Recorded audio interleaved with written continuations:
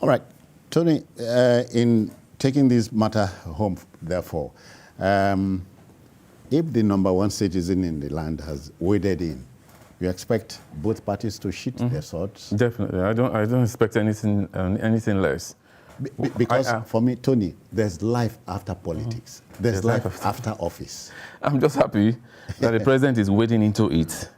And I'm positive that something positive for everybody involved in it. Yeah, something positive is going to come out from it. It's as simple as that. You know how Nigeria operates.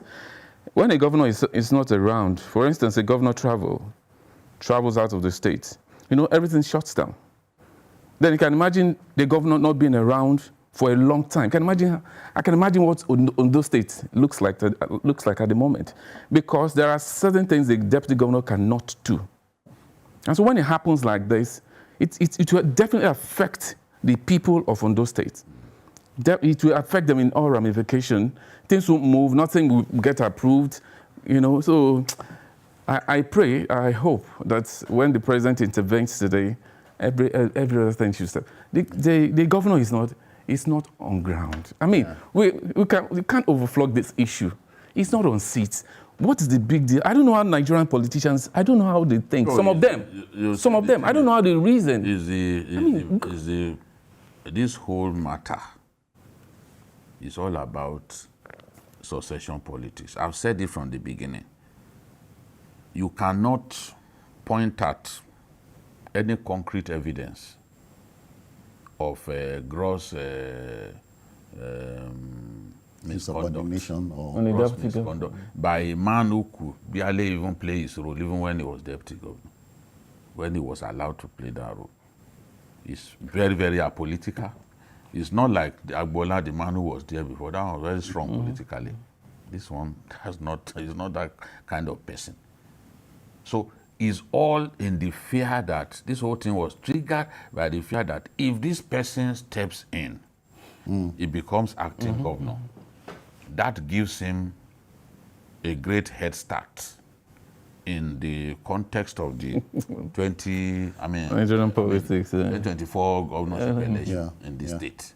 So they know that as governor, he will have power. So that could help him gain advantage over other people who want to succeed Akeredolu.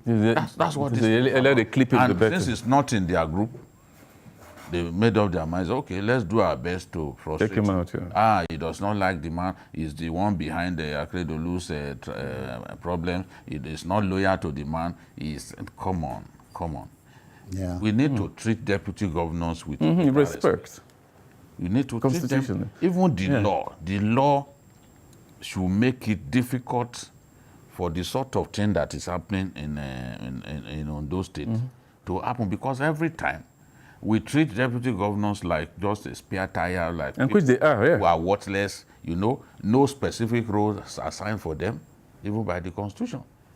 So governors see them as very dispensable. You can dispense with anything. Because a governor has a different person in mind to succeed him, he starts frustrating a governor, he starts relocating a governor from his office, he starts giving the impression that the governor has no reason to come close. He starts taking away some of the roles just like in Ondo State used to play. He starts even sacking his aides. Come on. We have to stop this sort of thing. Look at the needless wahala in Ondo State. It's really needless. Akeredolu has done very well as a governor. Active, forthright, and no nonsense in nature. Yes. But when ailment of this nature comes, there's nothing anybody can do. We just need to pray for him that he will defeat the illness that has held him down. That should be our prayer. Instead of politicizing what is going on. No, you can't politicize or try to reap bountifully in political fashion from the unfortunate situation that the governor has found himself. Yeah. So I just hope that the president and others will find a way. They've invited the House of Assembly members, they're important. And they are crucial in this whole thing. Yes, they invited them. We need to know what they want. If you say this man has committed, what facts do you have to say he has committed social offense? Is another, and we can't leave the state in the limbo. The state must continually be run by somebody.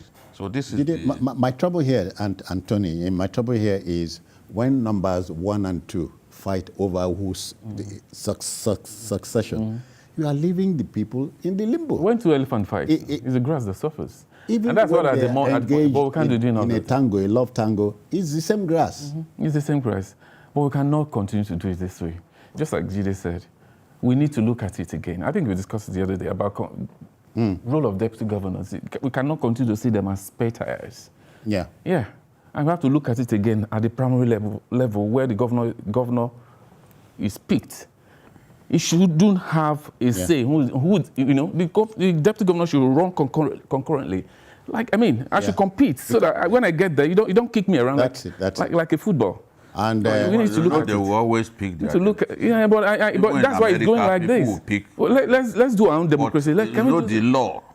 The way we do our own here is different. Not permit the governor to treat deputies. But that's how we run it here. Shabbily the way they are doing. You know. Okay. The wise man said, as a leader, keep your fears away, but spread your courage around. Arakuni, I know we can do better than we're doing. Wish you well in Abuja.